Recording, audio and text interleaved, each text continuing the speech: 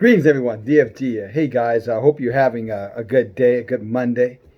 I just want to take a little time and share some insight on something that has come to my attention spiritually to share in regards to the stimulus money that's been issued out over the last month or more, and the possibility of additional monies coming out.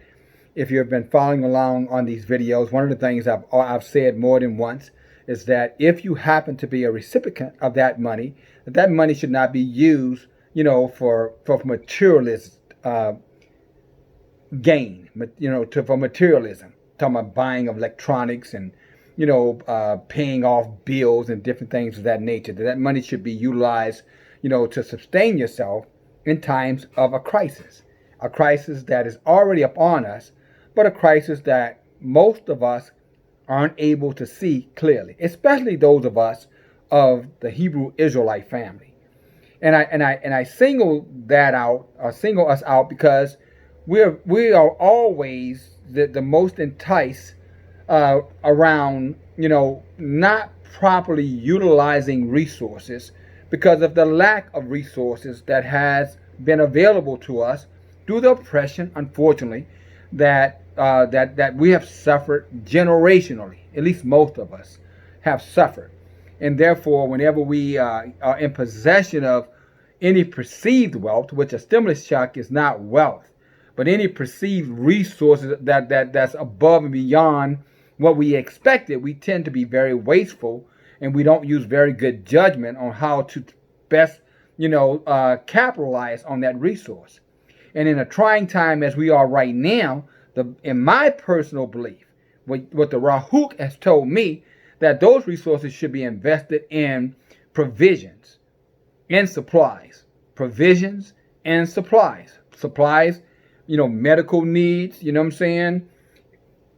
Napkins, sanitation needs, supplies, things that you need to keep yourself healthy. And then foods to keep yourself and your family fed. That's where those resources should be placed in, guys, because that's going to be resources down the road. Water, food, supplies are going to be things that's going to be bartered, are going to be used for bartering in the very near future. Now, I'm forewarning. I'm just sharing. I'm not telling you what to do. You make your own decision at the end of the day. You know how I feel about that. What I'm going to do with my house, my body, and those that I have responsibility for, I'm going to do my best to encourage and direct and store up to ensure that when the famine really hits and the pestilence really hit, that we have every opportunity to survive. And by the way, in supplies, let me not forget, the importance of having things to protect your resources with. So when I say supplies, I'm talking about cleaning and those things of that nature, right? First aid kits, making sure that your automobile is gassed up and that your automobile, you don't have any problems with it, that it's dependable, things of that nature. And you need to have weapons and you need to have ammunition. And if you've been following this channel, you know why I said that, because your adversary has already prepped themselves that way. And their number one target, because their number one fear is not Yahweh, their number one fear are the people of Yahweh. That means copper color Hebrew Israelites here on Turtle Island, South America, the islands, and scattered abroad. That's their number one focus. All this global, economic pandemic, disaster, economic, bubble, economic, crash is really, at the end of the day, it's all about having dominion over you. Because Satan and the fallen ones were losing control over us. And so they had to take the most extreme measures that they could come up with and crash the whole economy, crash everything to be able to get us in a situation so that they can get back in control, get back in advantage, and neutralize our ability to think critically, i.e., inoculating us with a vaccine that's going to take all your desires away from you. Or, and if you refuse, not an or, but when you refuse, ostracize you till you can't have access to buying or selling anything. Just as the scripture said in Revelation chapter 13, that unless you submit to their control, unless you submit to the beast system, then he will continue to make you suffer and will ultimately kill you if you don't agree or go along with it. And you have to be willing, to suffer a fight, whichever is necessary, unto death, as your ancestors, your forefathers, had to fight in many similar instances. History repeats itself. So we're not the first generation of Hebrews that's going to have to go through severe oppression. Our ancestors, over the years, the millenniums, had to have gone through the same thing, and many of them stayed true unto death. And some of us will have to stay true unto death to prove ourselves worthy of the reward in which they already have, that Yah said that will be forthcoming to us if we endure, if we resist until the end. Okay? And that's just a fact. But let me get back close to what I want to talk about, back to, the stimulus money. Because the situation is this right now, guys. 1 out of 4 restaurants is not coming back. 1 out of 4 businesses is not going to come back. So this 30-something million unemployment number that you're looking at right now, which is probably more like 50 million, who knows what the real number is? Because they're never going to tell you the truth. Never believe what these devils say, guys. They lie. They lie naturally. You tell a lie maybe to defend something or protect something. They lie because it's just their nature. When they open their mouth, they're lying. That's not who you are. You follow me? These liars will tell you anything to be able to push an agenda. In other words, to keep you from the truth being revealed to you, they will say anything, guys, ladies. They will say anything. You got to learn how to not believe them. I'm not saying don't coexist among them, because you have no choice. This is their system. So yeah, we have to work amongst them, but we don't have to believe them. Yeah, we have to listen to them, but I can listen to a liar and not believe the lie the liar is telling. That's called critical thinking. And we will only get critical thinking if we have the spirit of the Rahuk, or we have Rahuk in us, which will give us wisdom and understanding and the ability to discern the truth from a lie. But yes, history is repeating itself right now, but this final time, it is the end of all times, as the scripture has taught. And I bring the stimulus information up to you and the unemployment up to you right now, because the numbers obviously are astronomical. And how many more times do you think they're going to be able to come up with a stimulus package to give to the so-called American citizens? How many more times do you think they're going to be able to go to the well? I can tell you, wherever they're going, it ain't even the well, because where they're getting them, this is money is no better than monopoly money now. They give you $5 and raise the price up $5. So the equivalency of the $5 they give has a zero, value. That's what's going on right now. A piece of ground beef, was $1.50 a pound, or maybe a month ago, and now it's $7 a pound. And they gave you $5 extra. Do the math. You're still going to be $1.50 short. So did you get $5 extra, or you got nothing under the disguise of it being something? Because that's exactly what they're doing, as they're printing all this money and sending it out, because they know this money is not going to have any value in the foreseeable future. And so if you're not storing up and you're not doing the right things today to prepare yourself, you are going to starve. And not only are you going to starve, the scripture says you're going to starve. The scripture tells us clearly that if a man does not work, that man shall not eat. If he doesn't work, he won't eat. And so a lot of you guys have taken this blood money, this Judas Iscariot money, 30 pieces of silver, you follow me? From these traders, under the guise that somehow or another you're going to benefit from this at no cost. See, when Judas took that money to sell out Yeshua, he didn't think that Yeshua could be, murdered. He didn't think that, because he saw Yeshua heal the sick. He saw Yeshua walk on water. He saw Yeshua bring back the dead. So certainly he knew that these beasts would not have any power over one who was sent by Yahuwah. So he thought he was getting a deal. He thought he was getting something for nothing. But in the end, he was the one that got saved. He took that filthy blood money, not understanding that when he took that money, there was going to be a consequence. What was the consequence for the money that Judas took, the 30 pieces of silver? as the scripture tell us, the consequence for that filthy money was death. It cost him his life. That's what that filthy lucre did for Judas. If you know what happened to Judas, Judas committed suicide because he had taken that filthy money thinking that he was getting ahead when he was only finding himself paying for his own personal self-inflicted execution. That's what dirty money is. And when you start looking at a government that is printing money and taking the money from poor people and then recycling that money and giving it back to the same poor people they took it from under the guise of helping you, that's blood money. That's dirty money. Because you know what's going to happen? And here's why I call it dirty money. Excuse my raising of the voice. That's just the spirit, the lion in me.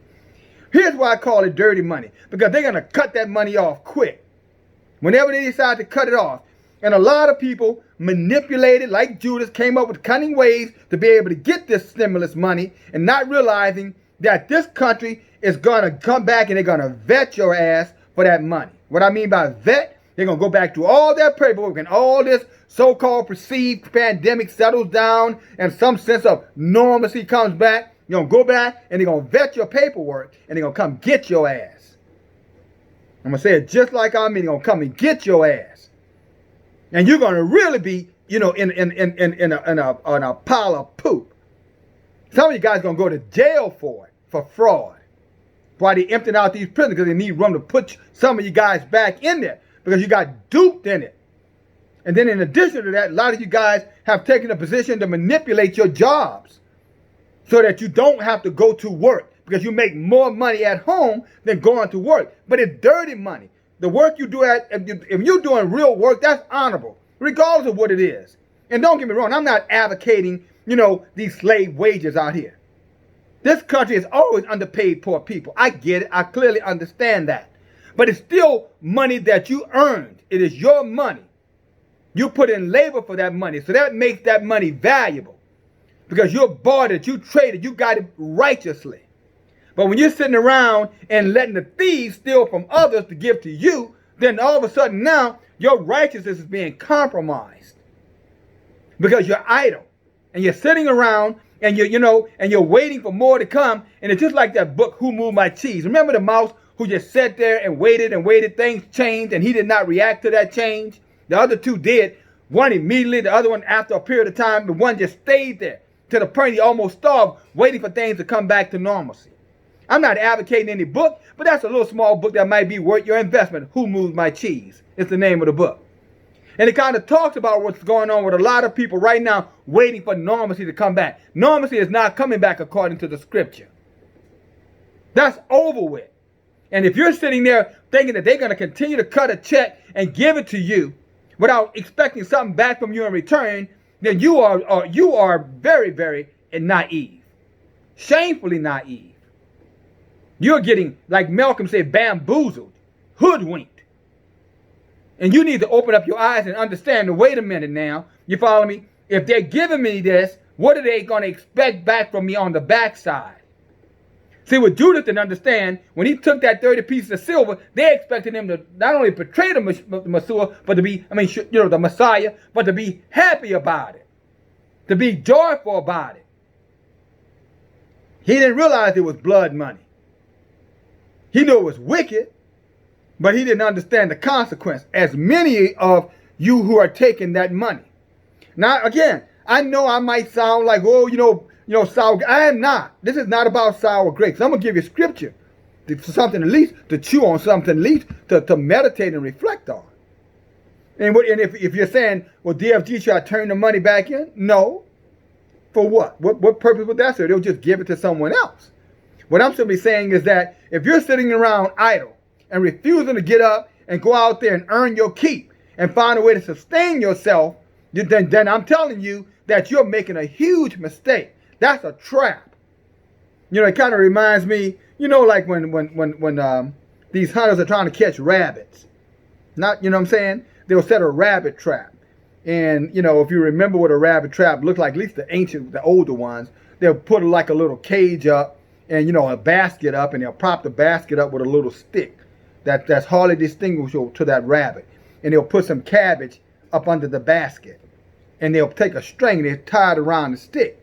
And here comes Mr. Rabbit running through there, and all of a sudden he sees this cabbage that he typically has to work hard for, but now it's sitting right out there in the open, and the only effort he has to put forward is just to go and get it. And so but he doesn't realize the dinner that he's getting is the dinner he's providing. Let me say it to you again. That rabbit doesn't realize that the dinner that he's getting is the dinner that he's providing. In other words, he's the dinner. And that's what I'm saying to many of you guys who are stepping back and being idle and figuring this is something that's going to keep on coming, or when you get these resources, you're wasting them because you think more is going to come, or somehow or another you're going to get ahead. I'm telling you, no different than that rabbit. You think that you're getting ahead, only realize that you're going to end up on someone's dinner plate. Figuratively speaking, and in some cases, maybe even literally, if it gets bad enough. It's called cannibalism. Oh, I know you don't think nobody will eat your butt. Okay, get hungry enough, you'll eat another human being. I pray you never get to that. But it's happened before, and according to the scripture, it's going to happen again. But let me give you some more information. You know, if you got 30 some odd million, probably 50 million unemployed, 1 out of 4 jobs are not coming back. You know, you've been getting, free utilities. You've been getting free water. What's going to happen when you got to go and pay all that back? And you've squandered this stimulus money. What do you think is going to happen? You think the water company is just going to say, oh, well, we're going to write it off. You don't owe us anything. They never said that you wouldn't have to pay for the water or the utilities. They never said that. What they said is that they wouldn't cut it off. There's a big difference between having to repay and something being, not being cut off. They said they wouldn't cut it off, but that meter is still running. Oh, yes, it's still running. And trust me, when this thing is done, whatever normalcy that they decide to reinstitute, because see, you got to remember, the water companies and the electric companies, those are privately owned companies. Those are not federally owned government companies. Those are not government entities. These are privately owned firms, and they're going to get their money. Or you're going to be sitting in the dark, and you ain't going to have no water. And then what you going to do? I guess you'll build a well outside then. I guess you'll go out there. Well, I know what you're going to do. You're going to start knocking on doors begging. And as you already heard, the beast out there already said when you come knocking on their door, they're going to meet you with a gun in their hands. Or better yet, an AR-15 in their hand or assault weapon in their hands. And they're going to light you up. They're going to light you up. What do I mean by light you up? They're going to put firepower on you to get you off their property. And they're not going to give you anything. And quite frankly, you don't deserve anything. The scripture again tells us, a man don't work, a man should not eat. So while you're sitting around idle and taking this filthy lucre, thinking that somehow or another that well ain't going to run dry, and you're not preparing yourself for the future, then you got no one to blame for the condition and the circumstance that's going to befall you. And you shouldn't let anybody talk you out of, the right to work and the right to earn a living and the right to be independent and self-sufficient. I was talking to someone that I love very much, my niece. I'm not going to get into her name, and she was sharing with me a personal situation, and I'm not going to get into the details of it, but she was talking about resources. And one of the things I shared with her was that, if your day job, your Uncle Sam job where you pay taxes is not enough, then you get you another job to generate money. Well, you don't have to give Uncle Sam any of it. I don't care if it's selling brownies. Go buy you a box of Duncan Hines cake mix and get you some pecans, and then you go and you bake some brownies, or you get her to help you make some brownies, and you take them back on the job site, and you sell a brownie, these delicious brownies that you put your walnuts or pecans in, that may have cost you $10 to make, 30 or 40 of them, and you sell each of them $1 a piece. Think about profitability. You just increase your revenue by 400%. That's how you do it. And you keep on doing it and keep on doing it. And then you add something else to the brownies. I don't know whatever that is. What else do you want to sell? There's a will, there's a way. But there's no excuse to accept poverty. There's no excuse to be beggarly. There's no excuse for that. Again, if we're taught that a man doesn't work, he does not eat, then we have to respect the fact that we all should be finding some way to generate revenue for ourselves and the people that we love. So that when that phone call comes or that request comes, you have something in your coffers that you can use and distribute at a moment's notice if necessary. But when you're irresponsible and you become beggarly, some people call them bums, because you're idle and you don't want to work because you've gotten lazy, because you've gotten comfortable, because you think that the world is centered around getting something for nothing because those devils have done it. But you got to remember, the devil can do it because he controls the resources on this planet. Oh yeah, I know some of you guys said, no, he doesn't. He doesn't control these resources. The Most High controls these resources. Okay, all right. Let's find out if you're right, and we're gonna come back to 2 Thessalonians. But let's find out if you're right. You say the Most High controls the resources. I say Satan controls the resources on this planet. Let's see who's right, according to the scripture. All right? Because if you're a Hebrew Israelite, your history book is your foundational truth, not some crap you made up. That's called self-deception. That's called a reprobated mind. The worst deception that a person can have is self-deception. I'd rather be honest and call myself an idiot for making idiotic decisions than to lie and tell myself I'm right when it's obvious I'm wrong. There's no better chastisement than self-chastisement. Who the Lord loveth, he chastises as a father chastises a son. All chastisement is good chastisement for him who's willing to accept it. Well, let's go find out who's in control, who's in charge of these resources. Okay? The Bible says, let Yahuwah's word be true and every man's word be a lie. So follow me. Let's go to Matthew real quick. This video it's not going to be too long. It'll be longer than Rahuk wants it, but if you're still with me, I suspect you want to hear what else that's going to get said, because I suspect you're going to eat from this, and you're going to feed off this, and you're going to be edified from this, and you're going to grow from this. And this is going to help you in terms of understanding the importance of being prudent and understanding of being frugal, especially when the resources are limited. Let's go to, Matthew chapter 4. And when Yeshua was led by the Rahuk into the desert to be tempted by the devil. After fasting for 40 days and 40 nights, this is chapter 4, verse 1, he was hungry. And the tempter came to him and said, now the tempter obviously is the wicked one. It's that the thoughts, idea, suggestion that the demon world, the wicked world come to all of us with to get us, to entice us to do something that goes against Yah, or the word of Yah. He said, after the man's tired, he's hungry. He said, and the tempter came to him and said, if you are the son of Yah, tell these stones to become bread. Yeshua answered, it is written, man does not live on bread alone, but by every word that comes from the mouth of Yah. Then the devil took him to the holy city and had him stand on the highest point of the temple. And he said, if you are the son of Yah, he said, throw yourself down, for it is written, he shall command his angels concerning you, and they will lift you up in their hands so that you will not strike your foot against a stone. By the way, this stuff can be found in the book of Psalms. So Satan knows the word. That's why Yeshua said there'll be false prophets and false Christs, and they will deceive many. He said when they say he's in the wilderness in these churches, or he's in the, or he's in the desert in these synagogues, he said, or these temples, you follow me? Or these shrines. He said, go not you there. Don't go. But many of you guys, when they opened up these hellholes this past Sunday, ran in there, and many of you are waiting to run in there later on. And many of you are going to die in these tombs of death and lies and wickedness. These coverings of evil. Covens of evil.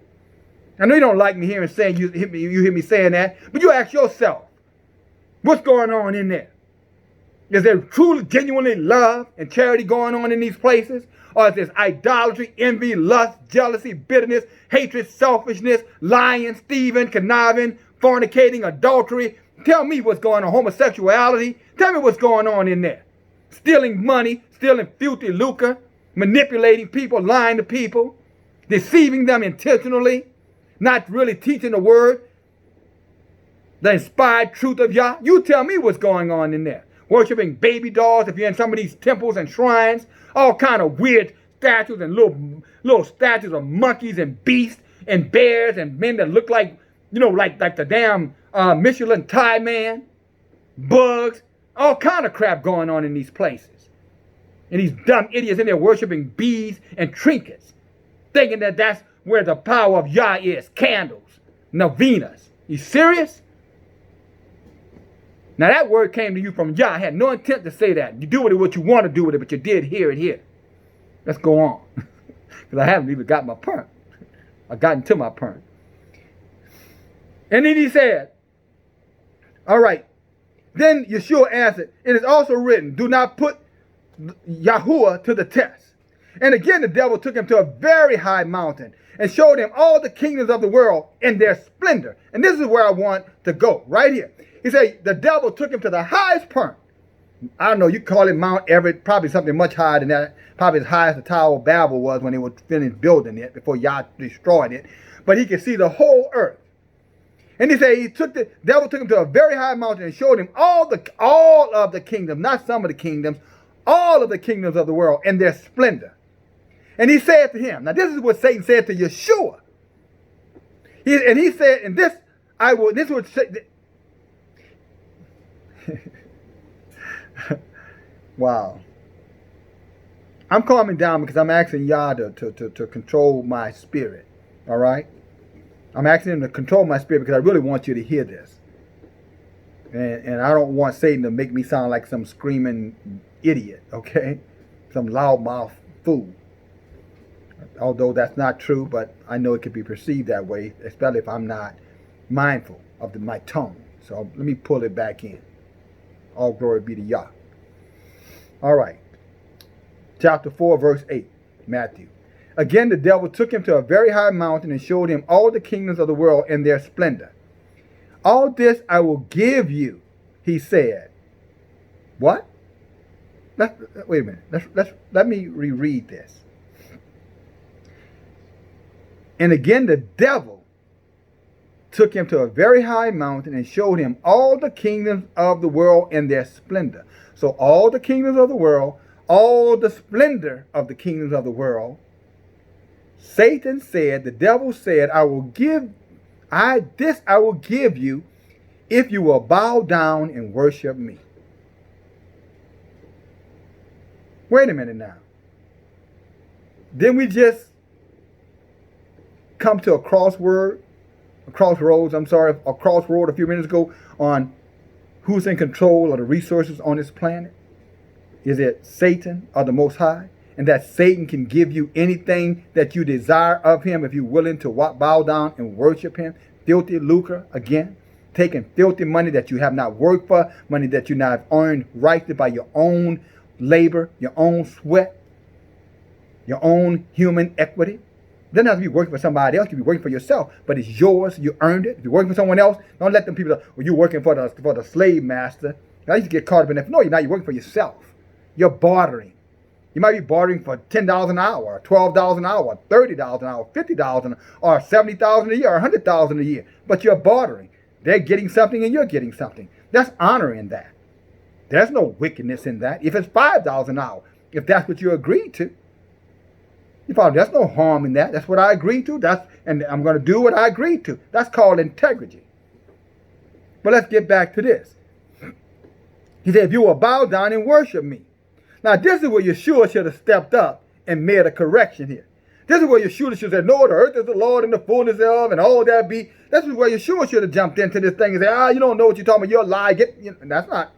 Well, let me not lead the witness here. Here's what Yeshua said.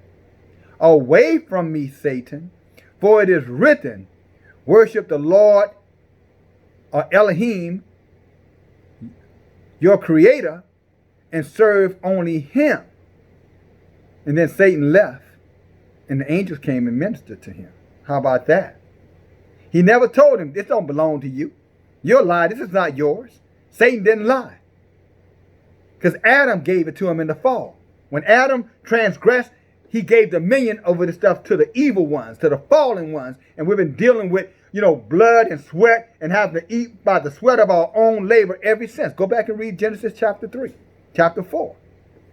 If you have any questions about what I'm saying. Your hard work and your sweat is not a blessing. It's a curse, but it is honorable. Because it's what Yah said was the consequence of that fall. So there is no wickedness in it. Not in honorable wages and earning of a living. If you're doing it honorably, there is no wickedness there. But if you allow yourself to be induced by Satan and by him giving you filthy lucre, filthy money, privilege, advantage, etc., he's got a price. And the price that he got for you is your soul. And yes, he is the ruler of the darkness on this particular planet. He most certainly is. And yes, these assets, these material things that people will kill, murder, slaughter, steal, lie, cheat, hold, you name it for it. Yes, because he owns it, so he controls the way you go have access to it. Only Yah can elevate you over here and take it away from him. But you ain't getting it from him unless you're walking in the knowledge and the spirit of who you are as a Hebrew Israelite, being inspired and influenced by the Rahuk. How about that? And we're going to have to leave it right here. Because I will take you over here. I'm not going to get into depth because I want to wrap this up in less than a minute. But if you go to 2 Thessalonians and you go to chapter 3. And let me give you something. Let me go to verse 11. All right? Matter of fact, let me go to verse 7. See if I can get this done in 1 minute. And here's Paul saying, matter of fact, 6. In the name of Yeshua, we command you, brothers, to keep away from every brother who is idle. Who is idle. In other words, who's sitting around not doing a damn thing. And does not live according to the teachings. In other words, the word. The cipher. For you yourselves know how you ought to follow our example. We were not idle when we were with you. Nor did we eat any man's food without paying for it.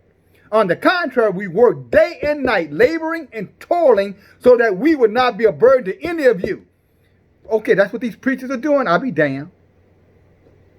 We did this not because we do not have a right for such help, but in order to make ourselves a model for you to follow. A model for you to follow. A model for you to follow.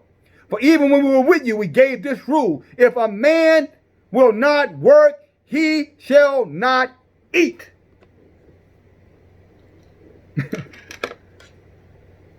Okay? So I didn't pull that out of my butt. Excuse the expression. I didn't make it up. If you're not working for what you're getting, then you shouldn't be eating. Because what you're eating is something that you may find out before long that is poisonous to your soul, and it will rot in your heart, and it will condemn you and kill you prematurely, as with Judas, for selling out for dirty, filthy money. Go get yours the right way. And sitting around waiting on a stimulus check is the wrong way. If you got a job, show up for work tomorrow. Get back in the game. Barter. Get it the right way. Because this wicked way, I'm telling you, it's going to be the end of you, and it's going to be the damning of your soul. And when these people pull back and you haven't prepared and stored up goods and resources, you're going to pay for it with your life. Now, you heard it from me, DFG. All right, that's it. Love you guys. Bye now.